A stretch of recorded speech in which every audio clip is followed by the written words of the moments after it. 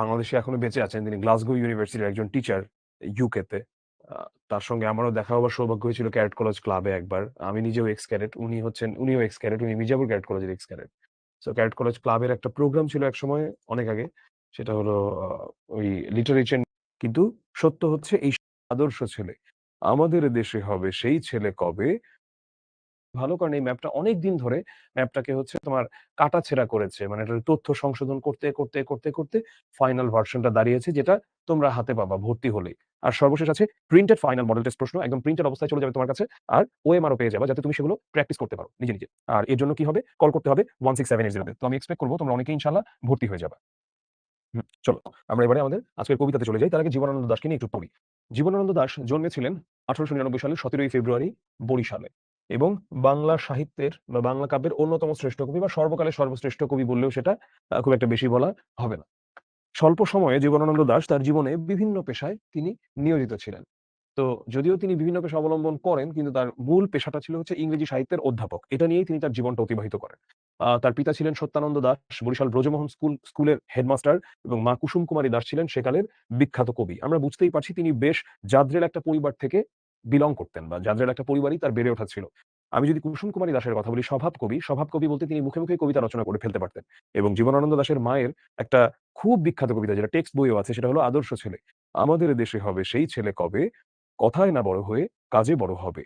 মুখে হাসি বুকে বল তেজে ভরা মন, মানুষ হইতে হবে এই যার পণ। এই কবিতাটা তোমরা কে পড়েছো? আমি চ্যাটটা একটু ওপেন করি। তোমাদের কাছে জানতে চাই। তোমরা একটু লিখো তো কবিতাটা কে পড়েছো? এটা কি কাজ করতেছে? I don't think so. একটু কাইন্ডলি একটু তাড়াতাড়ি একটু রিজিউম করে দিও তো। হুম, আচ্ছা পড়েছো। অনেকেই দেখছি পড়েছো। চমৎকার। ঠিক আছে? এটা একটু কি বলে যে তুমি একটু মহোদয় ঠিক করে দিও তো এটা। আচ্ছা ঠিক আছে। আচ্ছা একটু বিশেষ করে গ্রাম বাংলার নিসর্গের যে ছবি তিনি এঁকেছেন বাংলা সাহিত্যে তার তুলনা চলে না। সেই নিসর্গের সঙ্গে অনুভব ও বোধের বহুতর মাত্রা যুক্ত হয়ে তার হাতে অনন্য সাধারণ কবিতা শিল্প রচিত হয়েছে। আমরা তার কবিতায় কি দেখতে পাই? নানা রকম উপমা। যেমন উপমা মানে হচ্ছে তুলনা। হয়তোবা হাঁস হব, কিশোরীর ঘুঙুর রহিবে লাল পায়। আবার আসিব ফিরে এই বাংলায় হয়তোবা মানুষ নয়, হয়তো মানুষ নয়, হয়তোবা শঙ্খচিল শালিকের বেশে। এই যে একটা উপমা দিল বা তুলনা দিল বা কি চিত্রকল্প এটা? কি কল্পনাটা করল? সে মানুষ না, শালিকের বেশে আসবে, পাখির বেশে আসবে এমন। তো নানা রকম রঙের ব্যবহার, আলো আঁধারের ব্যবহার, অদ্ভুত রকম কবিতা তার। এবং বাঙালি জাতিসত্তা বিকাশের আন্দোলনে ১৯৭১ এর মুক্তিযুদ্ধে বাংলাদেশী সংগ্রামী জনতাকে তীব্রভাবে অনুপ্রাণিত করেছিল জীবনানন্দ দাশের কবিতা। এবং কথা সাহিত্যিক ও প্রাবন্ধিক হিসেবেও বাংলা সাহিত্যে তার বিশেষ স্থান রয়েছে। যেটা আমরা অনেকেই হয়তোবা জানি না যে তিনি প্রবন্ধও লিখেছেন এবং তার রচিত কথা সাহিত্যও রয়েছে। এই অসাধারণ কাব্য বৈশিষ্ট্যকে রবীন্দ্রনাথ ঠাকুর চিত্ররূপময় বলে আখ্যায়িত করেছেন। এছাড়া মানুষ যে নিঃসঙ্গ এবং আধুনিক জীবনের যে বিচিত্র রকম যন্ত্রণা ও হাহাকার এবং সর্বোপরি আ জীবন ও জগতের রহস্য মাহাত্ম্য সন্ধানে তিনি এক অপ্রতিম কবি ভাষা সৃষ্টি করেছেন। বুদ্ধদেব বসু জীবনানন্দ দাশকে এজন্যই বলেছিলেন নির্জনতম কবি। বলেছিলেন নির্জনতম কবি। জীবনানন্দ দাশ ১৯৫৪ খ্রিস্টাব্দের ২২শে অক্টোবর কলকাতায় ট্রাম দুর্ঘটনায় আকস্মিকভাবে মৃত্যুবরণ করেন। ওই যে যেটা বললাম ২২শে অক্টোবর তিনি তখন হসপিটালাইজড। হাসপাতালে ভর্তি থাকাকালীন তিনি মৃত্যুবরণ করেন। কিন্তু তার ঠিক ১ সপ্তাহ আগে তিনি নির্মমভাবে আহত হন ট্রামের দ্বারা। পরবর্তীতে তিনি সেখানেই মৃত্যুবরণ করেন হাসপাতালে ১ সপ্তাহ ভর্তি থেকে। এখানে উনার বিখ্যাত কাব্যগ্রন্থ, উপন্যাস এবং প্রবন্ধগুলোর নাম আমি দিয়ে দিয়েছি। এগুলো অবশ্যই তোমরা মুখস্থ করে ফেলবা। আমি 3 স্টার দিয়ে দিলাম। কারণ জীবনানন্দ দাশের এসব বইয়ের নাম থেকে প্রশ্ন এসে থাকে। চলো আমরা কবিতায় চলে যাই। কবিতায় যাওয়ার আগে আমাদেরকে একটু দেখতে হবে সুচেতনা বলতে কবি কি বুঝিয়েছেন। এখানে তিনি আগে আমরা সেই চেতনা কি? চেতনা হচ্ছে একটা অনুভূতি বা একটা স্পিরিট। আমি যদিও স্পিরিট জাস্ট একটা ইংরেজি অর্থ বললাম। আমি যদি একটু বর্ণনা করি, ধরো আমি যদি বললাম যে জুলাই চেতনা, মুক্তিযুদ্ধের চেতনা, ভাষা আন্দোলনের চেতনা। অর্থাৎ ওখানে যা হয়েছিল ওই বিষয়টাকে আমি আমার ভেতরে ধারণ করি। ভালোমতো শোনো আমার কথাটা। আমি বললাম যে ইসলামী ভাবধারার চেতনা। কেউ বলল যে গণতান্ত্রিক চেতনা। অর্থাৎ ওই যে দর্শনটা বা ওই যে একটা আন্দোলন হয়েছিল বা বিদ্রোহ হয়েছিল বা হবে বা ওটার বৈশিষ্ট্যটা ওটা আমি আমার ভেতরে ধারণ করি। ধরো মুক্তিযুদ্ধের চেতনা এটার কথা যখন বলা হয়ে থাকে, যদিও এটা নিয়ে অনেক ব্যবসা করেছে বিশেষ একটা রাজনৈতিক দল এবং গোষ্ঠী। আমরা সেই আলোচনায় যাচ্ছি না। বাট প্রকৃত অর্থে মুক্তিযুদ্ধের চেতনা বলতে আমরা আসলে কি বুঝি? যেমন আমরা জানি ১৯৭১ সালের মহান মুক্তিযুদ্ধে আমরা অনেক অত্যাচারের বিরুদ্ধে দাঁড়িয়েছিলাম এবং বাঙালি যদিও বা নিরস্ত্র ছিল, পাকিস্তানি আর্মির মতো এত ওয়েল ট্রেইনড একটা আর্মির সাথে তারা যুদ্ধ করেছে অনেক সাহসিকতার সাথে এবং হয় তারা জীবন দিবে নয়তো তারা মানে দেশকে রক্ষা করবে। এইরকম একটা অবস্থার মধ্যে তারা ছিল। জীবন দিয়ে হলেও দেশকে রক্ষা করবে। তো এই প্রতিটা ক্যারেক্টারিস্টিক তারা ওখানে দেখিয়েছে। মানে আমরা মুক্তিযুদ্ধের কথা বললে এই বিষয়গুলা পাই। মুক্তিযুদ্ধের চেতনা যে ধারণ করে তার মনের মাঝে সে এই বিষয়গুলোকে লালন করবে। বুঝলা? একইভাবে জুলাই চেতনা। সে ফ্যাসিবাদকে কখনো কোন ফ্যাসিস্টকে, ফ্যাসিজমকে কখনোই সে সাপোর্ট করবে না। এইরকম। এটাই হচ্ছে চেতনা বলতে কোন কিছুকে বোঝায়। বা চেতনাকে ইজম দিয়েও বলা যায়। আমি ওদিকে যাচ্ছি না। আমরা সহজভাবে এতটুকু মনে রাখি, কোন বিশ্বাস বা কোন সেট অফ কনডাক্ট বা কোন নির্দিষ্ট নিয়মাবলী এগুলা ধারণ করা বা এগুলাকে আমরা বলতে পারি একটা চেতনা। যেমন ধর্মীয় চেতনা। যেমন আমরা চাই না তার ধর্মীয় চেতনায় আঘাত লাগুক। এই যে কথাটা বলছি, ধর্মীয় চেতনা মানে কি? মানে হচ্ছে ধর্ম তাকে যেই সেট মানে কোড অফ কনডাক্ট গুলো দিয়েছে বা যে রুলস অ্যান্ড রেগুলেশনস গুলো দিয়েছে, আমরা চাই না সেই জায়গাটাতে আঘাত লাগুক। ঠিক আছে? সুচেতনা। তুমি এক দূরতর দ্বীপ বিকেলের নক্ষত্রের কাছে। এখানে আমরা একটু ভাঙি শব্দটা। মানে ভালো, চেতনা মানে আমরা বললাম। তাহলে এখানে একটা ভালো চেতনার কথা তিনি বলছেন এবং যাকে বলছে একটা দ্বীপ হিসেব। দূরতর এক দ্বীপ। দ্বীপ কি সেটা আমরা জানি। যখন পানির মাঝখানে একটা মানে পানি বেষ্টিত কোনো একটা মানে কোনো একটা স্থলভাগ ওটাকেই বলা হয় দ্বীপ। আমাদের বাংলাদেশের পৃথিবীর অন্যতম সুন্দর একটা দ্বীপ আছে সেন্ট মার্টিন দ্বীপ। সুচেতনা তুমি এক দূরতর দ্বীপ বিকেলের নক্ষত্রের কাছে। এখানে সুচেতনা বলতে তিনি মূলত বোঝাচ্ছেন ভালো, ভালো যা কিছু আছে, যত ভালো, ভালো ইতিবাচক বিষয়াদি আছে সেগুলোকে। অর্থাৎ এখানে ভালো এটা তো বোঝানো হচ্ছেই এবং যত ইতিবাচক বিষয় আছে সেগুলোকে এখানে বোঝানো হচ্ছে। সুচেতনা, তুমি এক দূরতর দ্বীপ, বিকেলের নক্ষত্রের কাছে। বিকেলের নক্ষত্রের কাছে তুমি এক দূরতর দ্বীপ। এখন এই যে সুচেতনা, সে কেন দূরতর দ্বীপ এবং বিকেলের নক্ষত্রই বা কি? আমরা বুঝলাম যে সন্ধ্যের আগে, ঠিক সন্ধ্যে নামার আগেও কিন্তু আমরা দেখতে পাই একটা মানে কিছু তারাগুলোকে আস্তে, আস্তে জ্বলতে দেখি। না? যখন হচ্ছে চাঁদটা উঠছে ওই সময়। চাঁদ উঠার পর তো তারাগুলো স্পষ্ট হয়ে যায় আমাদের কাছে। তো সেই দূরতর দ্বীপ বিকেলের নক্ষত্রের কাছে। সেইখানে দারুচিনি বনানীর ফাঁকে নির্জনতা আছে। সেইখানে দারুচিনি বনানীর ফাঁকে নির্জনতা আছে। অর্থাৎ সেখানে যেই বন বনানী রয়েছে সেগুলোর ফাঁকে কি আছে? সেগুলোর ফাঁকে নির্জনতা আছে। সেগুলোর ফাঁকে কিভাবে নির্জনতা আছে? সুচেতনা, তুমি এক দূরতর দ্বীপ বিকেলের নক্ষত্রের কাছে। সেইখানে দারুচিনি বনানীর ফাঁকে নির্জনতা আছে। এখন এই যে বলল সেইখানে দারুচিনি বনানীর ফাঁকে নির্জনতা আছে। এটা দিয়ে কি বোঝানো হচ্ছে? এটা দিয়ে বোঝানো হচ্ছে যে এই যে সুচেতনা, এর মাঝে একটা অদ্ভুত নির্জনতা আছে। একটা অদ্ভুত ভালো লাগার ব্যাপার আছে। নির্জনতার কথাটা কেন আসলো? দেখো, তুমি যদি দেখো বর্তমান দিনের যে সমাজ ব্যবস্থা, এটা তুমি শহরের কথা বলো আর উপজেলা শহরের কথা বলো আর গ্রামের কথাই বলো। সবকিছু মিলিয়ে নয়েজটা অনেক বেড়ে যাচ্ছে। এই নয়েজ বলতে শুধু হর্ন, সাউন্ড-টাউন্ড এগুলা না। হ্যাঁ, এগুলো এক ধরনের নয়েজ।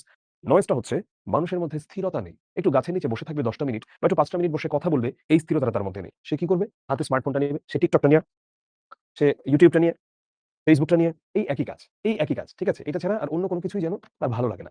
তো এখন এই সুচেতনা হচ্ছে এমন একটা চেতনা যেখানে এক অদ্ভুত নীরবতা বাস করে। যে নীরবতা মানুষকে মানুষের ভেতরটা চিনতে শেখায় এবং মানুষকে অন্যের সাথে সংযুক্ত হতে শেখায়। তোমার Facebook এ ২০০০ ফ্রেন্ড থাকুক আর ৪০০০ ফ্রেন্ড থাকুক। তোমার Facebook এর ২০০০ ফ্রেন্ডের চেয়েও তোমার বাস্তব জীবনের একটা ফ্রেন্ড অনেক ভালো। তুমি বিপদে পড়ো, তোমার কয়টা Facebook ফ্রেন্ড আসবে? বা তুমি ভালো কাজই বা করো, কয়টা Facebook ফ্রেন্ড এসে তোমাকে বাস্তবে তালি দিয়ে যাবে? সেটা তোমার একটা প্রকৃত বন্ধুই করবে। নির্জনতার আরো প্রয়োজন হচ্ছে আত্মোপলব্ধির জন্য। আমরা এমন এক সমাজ ব্যবস্থায় চলে যাচ্ছি প্রতিনিয়ত, যেখানে নিজেকে নিয়ে ভাবার আমাদের কোন সময় নেই। এই পড়, এরপর এটা কর, এরপর স্কুলে যা, এরপর কলেজে যা, এটা কর, সেটা কর, এরপর এটা চলছে এগুলো। কিন্তু দেখো, রাসূল সাল্লাল্লাহু আলাইহি ওয়াসাল্লাম কেন এই জনজীবন ফেলে সেই হেরা গুহায় গিয়ে তিনি ধ্যানমগ্ন ছিলেন? তিনি যদি হেরা গুহায় গিয়ে ধ্যানমগ্ন না থাকতেন, তিনি তো এই হিরণ্ময় মৌনতা পেতেন না। মানে এত অদ্ভুত নীরবতা তিনি কখনোই পেতেন না। হেরা গুহায় আমি দোয়া করি ইনশাআল্লাহ তোমাদের হচ্ছে একসময় সৌদি আরবে যাবার সৌভাগ্য হবে। সেটা ঘুরতে যাওয়ার, হজ করতে যাও। সো হেরা গুহাটা যেখানটায় এখন তো কিছুটা রাস্তা করে দিয়েছে ওখানে যেহেতু দর্শনার্থীরা যেতে পারে। এরপরেও অত্যন্ত দুর্গম এবং খুবই কষ্ট। শারীরিকভাবে বেশ শক্ত সামর্থ্য হবার প্রয়োজন। ওই সময়ে কোন রাস্তা নাই, কিছু নাই। রাসূল সাল্লাল্লাহু আলাইহি ওয়াসাল্লাম এত কষ্ট করে কেন যেতেন? শুধু একটু নির্জনতা পাওয়ার জন্যে। অবশ্যই নির্জনতার গুরুত্ব রয়েছে। নির্জনতার গুরুত্ব অনেক বেশি। এই পৃথিবীর রক্ত সফলতা সত্য, তবু শেষ সত্য নয়। এই পৃথিবীর রণ মানে কি? রণ শব্দের অর্থ হচ্ছে যুদ্ধ, রক্ত। এই যুদ্ধ মানেই তো রক্তপাত। আজকে তুমি ১ম বিশ্বযুদ্ধের দিকে তাকাও, ২য় বিশ্বযুদ্ধের দিকে তাকাও কিংবা বর্তমান পৃথিবীতে যে ইতিহাসের নিকৃষ্টতম গণহত্যাটা চলছে ফিলিস্তিনে, যেটা করছে ইসরায়েলি বাহিনী। তো এই পৃথিবীর রক্ত, সফলতা এগুলোকে সত্য হিসেবে ধরে নেওয়া হচ্ছে, হ্যাঁ? যুদ্ধকে কিভাবে যেন একটা জয় ধরে নেওয়া হচ্ছে। কিন্তু যুদ্ধ কখনোই জয় নয়। বরং যুদ্ধ কি? বরং যুদ্ধ হলো গিয়ে পরাজয়। যুদ্ধই পরাজয়। যদি শুধু যুদ্ধটা হয় কামড়াকামড়ির জন্য, তাহলে সেটা আসলে পরাজয়। তুমি তাকাও পৃথিবীতে রাশিয়া-ইউক্রেন যুদ্ধের দিকে। আমি গত কয়েক মাস আগে যখন শ্রীলঙ্কা গিয়েছিলাম, তো সেখানে আ কলম্বোতে আমার সঙ্গে একটা ইউক্রেনিয়ানের পরিচয় হয় এবং পরবর্তীতে ওর সাথে অনেক কথা হয় এবং কিছু কথা অত্যন্ত ইমোশনাল খুব খারাপ লেগেছে শুনে। ও হচ্ছে কিয়েভ থেকে এসেছে, যেটা হচ্ছে তোমার ইউক্রেনের রাজধানী। তো ঐদিকে ও বলল যে একটা হাসপাতাল যেটা ছিল একটা শিশু হাসপাতাল, সেটার উপরও রাশিয়ার বোম্বিং এর পরে পুরো হাসপাতালটা একদম ধ্বংস হয়ে গেছে। তো কত মানুষ মারা যাচ্ছে প্রতিনিয়ত। তো এই রক্ত এগুলো সফলতা, হ্যাঁ, এগুলো ধরে নেওয়া হয় সত্য। তবু এগুলোই শেষ সত্য নয়। এর চেয়েও বড় কিছু আছে মানবের জীবনে। আচ্ছা, আমি যেভাবে পড়াচ্ছি তোমরা কি স্পষ্ট শুনতে পাচ্ছ এবং তোমাদের কাছে কি ভালো লাগছে? আমি চ্যাটটা রিজুম করে দিচ্ছি। তোমরা একটু লিখো তো, তোমাদের কাছে একটু লিখে দাও তো। এক রূঢ় রৌদ্রে ঘুরে প্রাণ পৃথিবীর মানুষকে যে এখানে দ্বীপ বোঝাচ্ছে আরকি। হ্যাঁ। দারুচিনি বনানীর ফাঁকে আছে। হ্যাঁ। আজকে অনেক রূঢ় রৌদ্রে ঘুরে প্রাণ পৃথিবীর মানুষকে মানুষের মতো ভালোবাসা দিতে গিয়ে তবু দেখেছি আমারই হাতে হয়তো নিহত ভাই বোন, বন্ধু পরিজন পড়ে আছে। মানে এটা কেমন একটা অবস্থা না? আজকে অনেক রূঢ়। রূঢ় মানে কি? রূঢ় হচ্ছে খুবই কঠিন, খুবই রুক্ষ, খুবই কঠিন, খুবই রুক্ষ।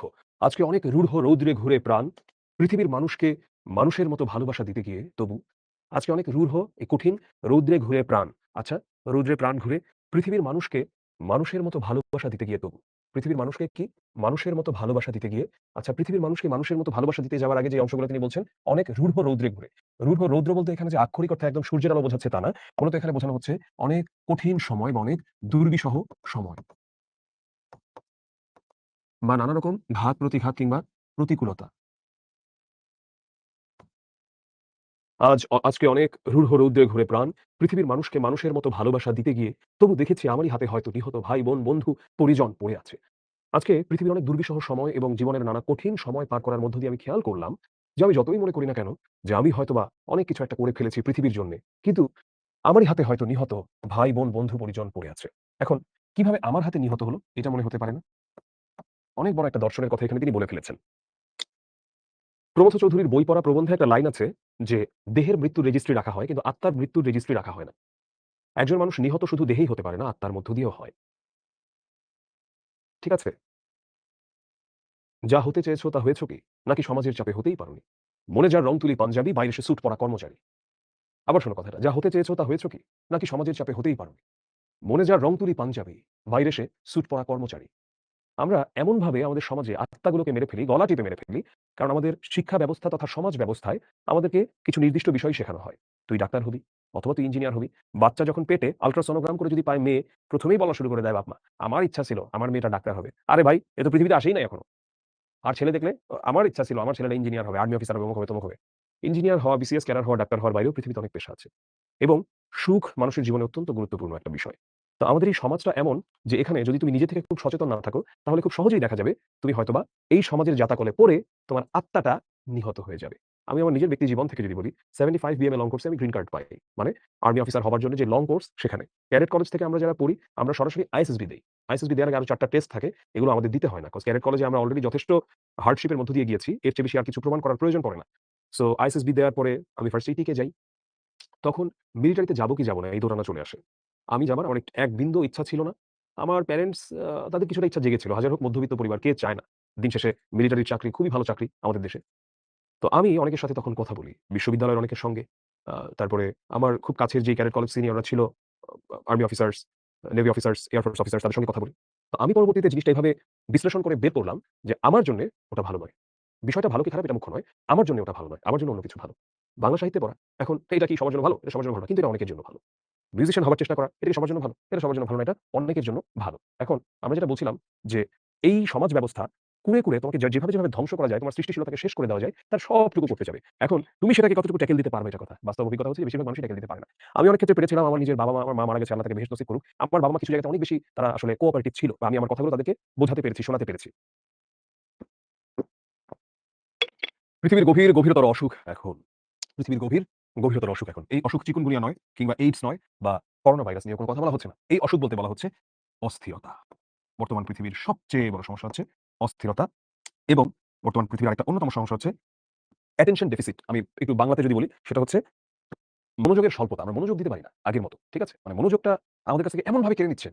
এই নানা রকম ওটিটি প্ল্যাটফর্ম, এই Netflix, তো হইচই, চরকি, বিঞ্জ, হেন-তেন আরো নানা কিছু বঙ্গ, যা আছে তোমাকে দূরেই ফেলে রাখতে হবে। যুদ্ধ করে পারবা না, কারণ পৃথিবীর সবচেয়ে ট্যালেন্টেড মানুষদেরকে ওখানে নিয়ে যাওয়া হয়েছে। আর তাদের মূল কাজই হচ্ছে কতটা চুম্বকের মতো আকর্ষণ সাদামাটা ছিল। এবং আজকের দিনের ফেসবুকটা এতটা অ্যাট্রাকটিভ, মানে এই ফেসবুক, এই রিলস, শর্টস জিনিস বা আসলে জেনে না কোনটা আসলে বাজে নাই। এরকম কার হয়? আমাকে একটু বলো। হ্যাঁ? এরকম আচ্ছা। বিরতি আমরা এখনই দিচ্ছি। হ্যাঁ, আমরা কি নামাজের বিরতি এখন দিতে পারি না? আর আমাদের ক্লাসটা কয়টা পর্যন্ত যেন মাহমুদুল্লাহ? এই ২ টা জিনিস নিয়ে কথা বলে এখনই আমরা ব্রেকে চলে যাব। সেটা হলো যে প্লাসিবো ইফেক্ট হচ্ছে যখন আমরা ইতিবাচক বা নেতিবাচক নসিবতে না যে প্লাসিবো নিয়েই বলি। যেমন একটা কিছুতে কন্ডিশনড হয়ে যায় আমার ব্রেইনটা। যেটা না থাকলেও মনে হয় যেটা হচ্ছে।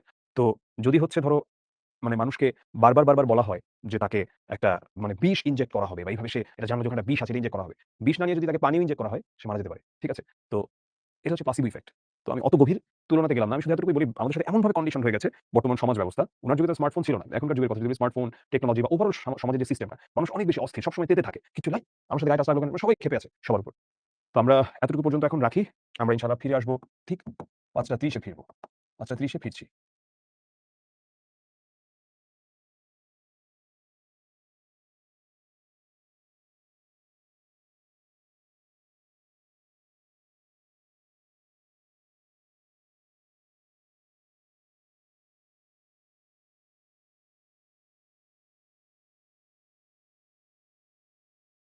আমরা শুরু করি। মানুষ তবুও ঋণী পৃথিবীর কাছে। সুচেতনা। এই পথে আলো জ্বেলে, এ পথেই পৃথিবীর ক্রমমুক্তি হবে। ১ম লাইনটা দিয়ে কি বোঝালো এই স্লাইডের? পৃথিবীর গভীরতর অসুখ এখন মানুষ তবুও ঋণী পৃথিবীর কাছে। পৃথিবীর গভীরতর অসুখ। পৃথিবীতে এখন নানা রকমের অস্থিরতা চলছে, অনেক কিছু চলছে। কিন্তু দিন শেষে আমরা তাহলে কি করতে পারি? এখন কি আমরা তাহলে মানে একটা বিষ খেয়ে মরে যাবো? জীবনটা শেষ করে দিব? এটা তো কোনো সমাধান হতে পারে না। এই পৃথিবীতে আমি বাতাস পাচ্ছি বলে, আলো পাচ্ছি বলে, পানি পাচ্ছি বলে আমি বেঁচে আছি। যদি এখানে অক্সিজেন না থাকতো, তাহলে আমি বেঁচে থাকতে পারতাম? যদি এখানে বায়ু, পানি কিংবা সবকিছু যদি না থাকতো, আমি কি বেঁচে থাকতে পারতাম? বেঁচে থাকতে পারতাম না। এজন্যই মানুষ তবুও ঋণী এ পৃথিবীর কাছে। সুচেতনা। সুচেতনা বলতে আবারও সেই ভালো ইতিবাচক সবকিছু তাকে আহ্বান করে বলছে, "একটু ৪ টা পজ দিয়ে দাও। এই পথে আলো জ্বেলে, এ পথেই পৃথিবীর ক্রমমুক্তি হবে।" এই পথে আলো জ্বেলে। এই আলো বলতে এমন না যেটা গাড়ির হেডলাইটের কথা বুঝিয়েছে বা টর্চ লাইট বা মোবাইলের ফ্ল্যাশ লাইটের কথা বুঝিয়েছে। এই পথে আলো জ্বেলে, আলো আসলে বোঝায় শুধু মানে লাইট না, আলো দিয়ে ভালো বিষয় সেটাকেও বোঝানো হয়। একইভাবে অন্ধকার দিয়ে খারাপ বিষয়কেও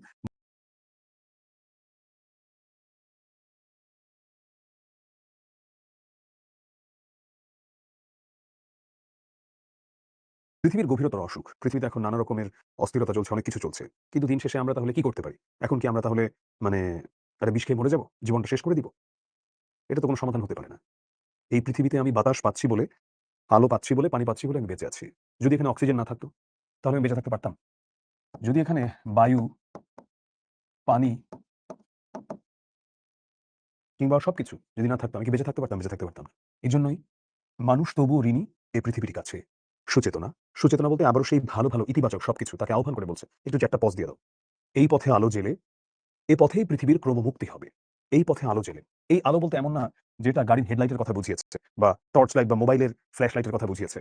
এই পথে আলো জ্বেলে, আলো আসলে বোঝায় শুধু মানে লাইট না, আলো দিয়ে ভালো বিষয় সেটাকেও বোঝানো হয়। একইভাবে অন্ধকার দিয়ে খারাপ বিষয়কেও বোঝানো হয়। তাই যত ভালো কিছু আছে তার মাঝে আমরা আলো খুঁজে পাই বা আলোর মধ্য দিয়ে সেটাকে প্রকাশ করা হয়। যেমন বলা হয় যে, "আলোকিত শহরে আসুন" বা "তোমার জীবন আলোকিত হোক" কিংবা আ বিশ্ব সাহিত্য কেন্দ্রের যে মূল কথাটা, আলোকিত আলোকিত মানুষ চাই। তো এই যে ভ্রাম্যমাণ লাইব্রেরিতে লেখা থাকতো এটা আলোকিত মানুষ চাই। আলোকিত মানুষটা কি? এটা মনে জাগতে পারেনি চিন্তাটা যে আলোকিত মানুষটা কি? মানুষের মধ্যে কি তার গায়ে লাইট মারা হইছে নাকি? না। আলোকিত মানুষ বলতে বোঝাচ্ছে যেই মানুষের ভেতরে ভালো চিন্তা, যেই মানুষের ভেতরে ভালো অভ্যেস, যেই সরকারি কর্মকর্তা তার কাজ যেটা সেভাবে করে। কর্মকর্তা বলতে কেউ নাই, কর্মচারী। যেই সরকারি কর্মচারী তার কাজটা ভালোমতো করে। যেই সরকারি কর্মচারী মানুষের কাছে কাজ করার আগে তাকে হয়রানি করে ঘুষ খাওয়ার কথা চিন্তাও করে না। সেই হচ্ছে ভালো মানুষ। এবং তার ভেতরে আলো আছে। এই পথে আলো জ্বেলে, এ পথেই পৃথিবীর ক্রমমুক্তি হবে। তাহলে কোন পথে পৃথিবীর ক্রমমুক্তি হবে? যে পথে ইতিবাচকতা, যে পথে নেই কোনো হিংসা, বিদ্বেষ, ঘৃণা, সে পথ ধরেই আমাদের মুক্তি হবে, আমাদের আলো আসবে। সে অনেক শতাব্দীর মনীষীর কাজ। এ বাতাস, কি পরম সূর্য করজ্জ্বল, প্রায় ততদূর ভালো মানব সমাজ। আমাদের মতো ক্লান্তিহীন নাবিকের হাতে। সে অনেক শতাব্দীর মনীষীর কাজ। আচ্ছা, সে অনেক শতাব্দীর মনীষীর কাজ। মনীষীর কাজটা কি? এ বাতাস কি পরম সূর্য করজ্জ্বল। সে অনেক শতাব্দীর মনীষীর কাজ। মনীষীরা আমাদের কাছে কেন মনীষী হিসেবে পরিচিত বা তাদেরকে আমরা কেন মনীষী বলি? কারণ তারা জগতে এমন কিছু প্রভাব ফেলেছে যেটা এখনো আমাদের কাছে ইতিবাচকতার সঙ্গে রয়েছে বলেই আমরা তাদেরকে মনীষী বলি। আমরা তাকাই যখন সক্রেটিসের দিকে, জ্ঞানের যে অসীম ধারা তিনি অসীম ধারা বলব না, মানে জ্ঞানের যেই অপূর্ব ধারা সে দেখিয়ে গিয়েছিল সেটি এখনো চলছে। আমরা যদি প্লেটোর দিকে তাকাই, আমরা যদি অ্যারিস্টটলের দিকে তাকাই, হযরত মাওলানা জালালউদ্দিন রুমির দিকে তাকাই, রাসূল সাল্লাল্লাহু আলাইহি ওয়াসাল্লামের দিকে তাকাই এবং আরো অনেক নবী রাসূল থেকে শুরু করে নানা রকম বুদ্ধিমান মানুষের দিকে তাকাই। তো তাদের কথা বারবার কেন আসে? আমি আমাদের এই দিকের মানুষের কথায় আসি। যদি আমি স্বামী বিবেকানন্দের কথা বলি, তো আমরা কেন বলছি তাদেরকে? কারণ এই শতাব্দী মানে এই মনীষীরা নানাভাবে মানুষকে সত্যের পথ দেখিয়েছেন, মানুষকে ভালোভাবে জীবনযাপন করার পথ দেখিয়েছেন। তো সে অনেক শতাব্দীর মনীষীর কাজ, মানে অনেক শত বছর ধরে এরকম বিভিন্ন মনীষীরা যেই কাজটা করেছে, এ বাতাস, কি পরম সূর্য করজ্জ্বল। সূর্য করজ্জ্বল বলতে বোঝানো হয়েছে সূর্যের আলো দিয়ে একদম উজ্জ্বল। অর্থাৎ সূর্যের আলোয় একদম আলোকিত হয়ে আছে।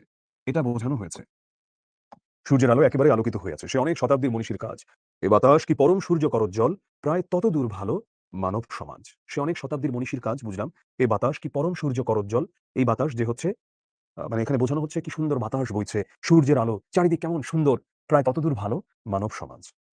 এবং এটার মধ্য দিয়েই কি আসে? একটা সুন্দর মানব সমাজ আসে। এই ইতিবাচকতার মধ্য দিয়ে একটা সুন্দর মানব সমাজ আসে। একটা সুন্দর মানব সমাজ রচিত হয়। মরিতে চাহি না আমি সুন্দর ভুবনে, মানবের মাঝে আমি বাঁচিবারে চাই। মরিতে চাহি না আমি সুন্দর ভুবনে, মানবের মাঝে আমি বাঁচিবারে চাই। দেখো, আমরা যখন বলছি যে সূর্যের আলোকে আমরা কেন ভালো হিসেবে বলে থাকি? কেন ভালোর তুলনা হিসেবে সূর্যের আলোকে দেখিয়ে থাকি? সূর্যের আলো যদি আমাদের কাছে না থাকে এবং অফকোর্স সূর্যের আলোর সাথে কিন্তু বিষণ্ণতার একটা সম্পর্ক আছে। এটার জন্যই স্ক্যান্ডিনেভিয়ান কান্ট্রি গুলোতে ফিনল্যান্ড বলি, নরওয়ে বলি, ওখানে কিন্তু আত্মহত্যার হার অনেক বেশি যতই সুখী দেশ হোক না কেন। দিনের পর দিন সূর্য দেখতে পায় না।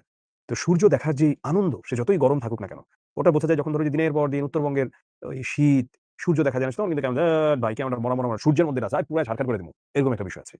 আমাদের মতো ক্লান্তিহীন নাবিকের হাতে, আমাদের মতো ক্লান্ত হচ্ছে দেখো আবার পরের কথাটা বলছে ক্লান্তিহীন, আবার ক্লান্তি নেই। আমি ক্লান্ত হই আবার আমার মাঝে কোনো ক্লান্তি থাকে না। এমন নাবিকের হাতে গড়ে দেব। কি গড়ে দেব? এই সুন্দর পৃথিবী। আজ নয়, ঢের দূর অন্তিম প্রভাতে। আজকে নয়, অনেক দূরের কোনো এক প্রভাতে। অর্থাৎ ধীরে ধীরে ইতিবাচকতার মধ্য দিয়ে, আমাদের মধ্য দিয়েই গড়ে যাবে একটা সুন্দর পৃথিবী।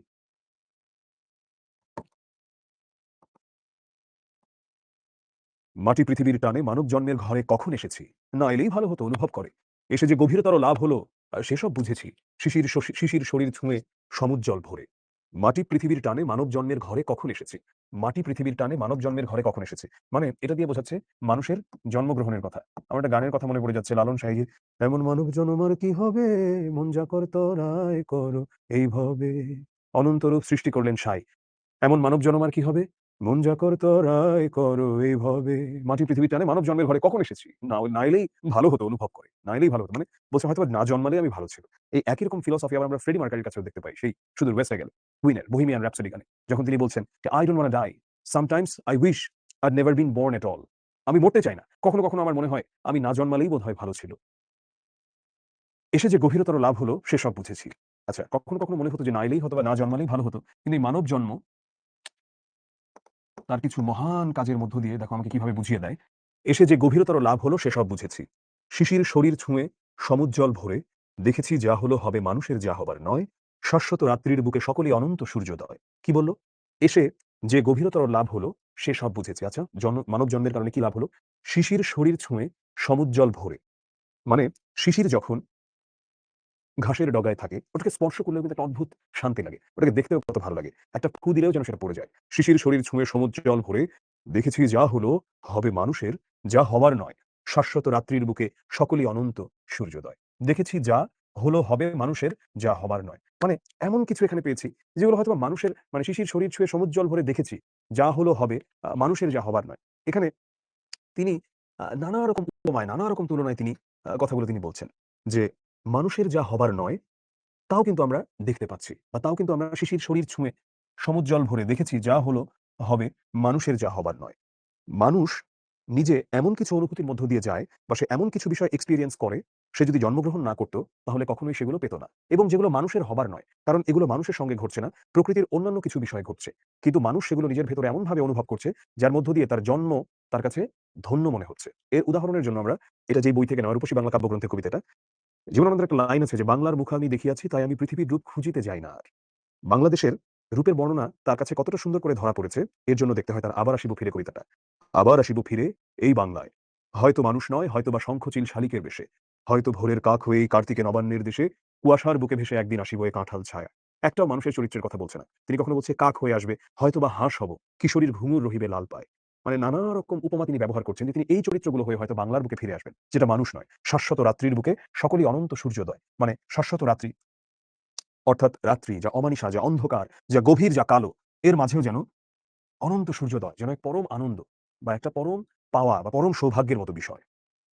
এই হচ্ছে আমাদের কবিতা। আমি একটু এখানে আবারও চলে যাই। সুচেতনা একটা শুভ চেতনার কথা এবং কবির কল্পনায় দ্বীপের মতো বিচ্ছিন্ন এই চেতনার সবুজে বিরাজ করছে নির্জনতা। অর্থাৎ এই শুভ চেতনা সব জায়গাতে বিস্তারিত, বিরাজমান নয়। এটা এমন না। সব জায়গাতে বিস্তারিত বা বিরাজমান এমন না। এটাকে আমরা ডাকতে হয় এবং পৃথিবীর বিভিন্ন জায়গায় বেশিরভাগ জায়গাতে এই সুচেতনাটা এক্সিস্ট করে না। তো সভ্যতার বিকাশের পাশাপাশি অনেক যুদ্ধপাত, রক্তপাত, মানুষের প্রাণ গিয়েছে। কিন্তু এই ধ্বংসাত্মক দিকটাই পৃথিবীর শেষ সত্য নয়। এটা আমরা বুঝতে পারি। প্রেম, সত্য ও কল্যাণ প্রতিষ্ঠা করতে গিয়েও পৃথিবীতে অনেক বেশি প্রাণহানি কিংবা রক্তপাতের ঘটনা ঘটেছে। রক্তাক্ত পথ পাড়ি দিয়েই পৌঁছাতে হয় ভালোবাসার পরিণামে। শান্তির জন্যও কিন্তু যুদ্ধ করতে হয়। যদি অনেক মানুষ প্রাণ না দিত, তাহলে তো আমরা ওই ৩৬শে জুলাই পেতাম না। পৃথিবীব্যাপ্ত গভীর অসুখ বা বিপর্যয় থেকে মুক্তির পথই হচ্ছে শুভ চেতনা। এই গভীর অসুখকে আমি বলেছি পৃথিবীর এই অস্থিরতা এবং আরো নানাবিধ সমস্যা। এই চেতনার আলো প্রজ্বলনের মাধ্যমেই সকল বিপর্যয় থেকে পৃথিবী ও মানুষের মুক্তি ঘটবে। ব্যক্তিকে ও সামষ্টিক সংকট প্রত্যক্ষ করে পৃথিবীতে মানব রূপে জন্ম না নেওয়াকে, যদিও তিনি আপাতভাবে কাঙ্ক্ষিত মনে করেছেন যে হয়তোবা জন্ম না নিলেই ভালো ছিল, কিন্তু এই পৃথিবী ও শুভ চেতনা থেকে প্রাপ্তি আমাদেরকে গভীরভাবে ঋণী করে তোলে পৃথিবীর প্রতি, ঋণী করে তোলে।